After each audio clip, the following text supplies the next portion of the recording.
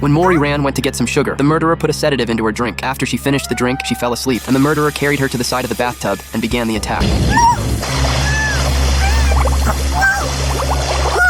Conan arrived in time to stop the tragedy. A similar incident had occurred in the house before, which confused Conan's thoughts. He wondered why the murderer would target Mouri Ran, because Mouri Kogoro had once saved a wealthy woman's dog. The woman invited him to attend her birthday party. Unexpectedly, they encountered a serial murder case there. After the banquet ended, the guests discovered that all the car tires had been damaged, so the wealthy woman had no choice but to bring everyone back to the villa. She changed her clothes and arranged the guests' accommodations. However, after half an hour passed, the wealthy woman still did not appear. Everyone then went to look for her, but she was nowhere to be found in any of the rooms in the villa. Mouri Kogoro suggested searching for her in the woods, but the forest was very large, and they searched for a long time without finding her. It even began to rain, forcing the group to return to the villa again. At that moment, Conan saw someone in the water pool.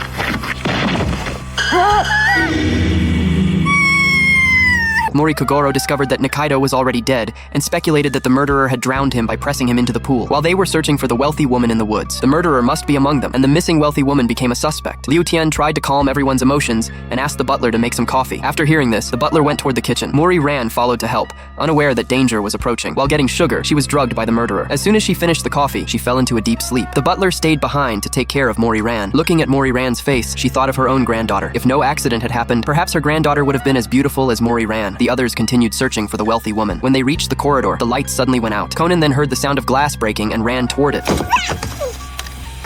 Mouri Kogoro speculated that the main power switch might have been turned off by the murderer. Breaking the window would allow the murderer to escape from the villa. After hearing this, Mifune rushed into the woods again, and the others followed him outside. At that moment, the butler appeared behind Conan, which made Conan somewhat nervous because Mouri Ran was alone. By then, Mouri Ran had already been pressed into the bathtub by the murderer. When Conan arrived, Mouri Ran was not in life-threatening danger, but she looked confused and fell asleep again. Conan thought that someone must have put drugs in the coffee, which caused Mouri Ran's reaction. From the murderer's attack on Mouri Ran, Mouri Kogoro inferred that the killer was committing random murders and that anyone could be his target.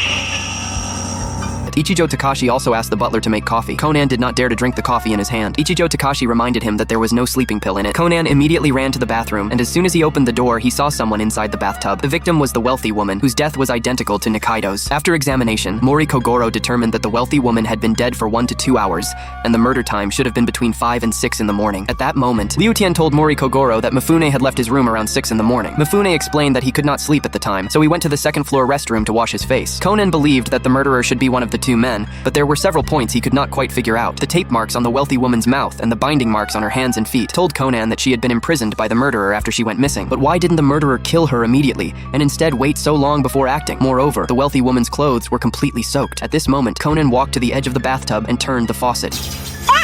Water sprayed out from the shower head, and Conan instantly understood the murderer's method. Conan knocked Mouri Kogoro unconscious with a sedative and began his reasoning. He asked everyone to take off their coats, saying that the truth would appear in this way. After examining their shirts, he immediately identified the murderer. The real culprit who drowned Nikaido, attacked Mouri Ran, and killed the wealthy woman was Ichijo Takashi. Taking advantage of the moment when the group split up to search the forest, Ichijo tricked Nikaido to the poolside and drowned him. Then he drugged Mouri Ran's coffee to knock her unconscious. When the others went to the forest, he ran back to the villa and attacked Mouri Ran. Ichijo defended himself by presenting an alibi. When Mouri Ran was attacked, it happened exactly when the power switch had malfunctioned, and at that time, he was with Mouri Kogoro. Conan explained the principle of turning off the main power. Ichijo had set all the air conditioners in advance to turn on at the same time, which would trigger the circuit breaker. Meanwhile, Ichijo took the opportunity to break the window to mislead everyone. Ichijo continued to argue that he had no time to kill the wealthy woman. Moreover, when the wealthy woman died, he was in the hall with everyone else, and he had no reason to harm Mouri Ran. In fact, Ichijo did not care who drank the drugged coffee. As long as someone drank it, he would carry out his plan. This time, he did not intend to kill that person, but wanted to obtain a testimony. He hoped the victim would personally state that the murderer's killing method was drowning people by pressing them into the pool, because as long as this testimony existed, everyone would believe that the 3 cases were committed using the same murder method. However, the wealthy woman's death used a different method. Ichijo first fixed the wealthy woman in the bathtub with tape and rope, then turned on the shower head and slowly let water in. By placing the shower head underwater, the sound of running water would be very faint and not easily noticed. As the water level rose, the wealthy woman would slowly drown, thus misleading the estimated time of death. During the first search for people, Ichijo drugged the wealthy woman and hid her in the bathtub, using the method just described to delay her death and simultaneously create an alibi. After 7 a.m., he only needed to go to the restroom, move the wealthy woman out, and complete the crime. Ichijo continued to defend himself,